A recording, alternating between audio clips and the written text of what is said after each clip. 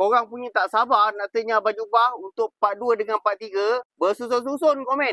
Okey, video kali ni Abang Jubah nak jawab dulu untuk soalan part 2. Bagaimana cara insurans bayar selepas kereta total loss? Bayaran insurans untuk kes total loss ni terbagi kepada dua, iaitu kereta tersebut tiada tunggakan hutang di bank sedang kita sedang dekat tangan. Yang kedua, kenderaan tersebut masih lagi mempunyai tunggakan ataupun installment bulanan. Macam kereta ni dah tak ada hutang dengan bank, insurans akan bayar terus ke dalam akaun bank owner. Tapi jika kereta ni masih lagi ada hutang dengan bank, insurans akan bayar dahulu ke bank, kemudian bank akan pulangkan semula baki lebihan bayaran jika ada terus ke dalam akaun bank owner. Masalah akan timbul apabila hutang lebih tinggi daripada bayaran pampasan insurans. Dekat sini, korang sebagai owner kena tambah duit berapa yang tak cukup kepada bank untuk menutup terus akaun loan bank korang. Soalan untuk part 2 Abang Jubah dah jawab. Untuk part 3, nanti Abang Jubah shoot video yang baru. Macam biasa, korang kat luar sana tak tahu dan tak ada workshop nak hantar kereta korang untuk buat cash repair ataupun claim insurans, boleh datang ke bengkel Abang Jubah, pakar tuntutan insurans kemalangan anda. Like, follow, comment, share. Kita jumpa kat next video. Sebelum tu, Abang Jubah nak ucapkan selamat berpuasa kepada semua umat Islam. Assalamualaikum.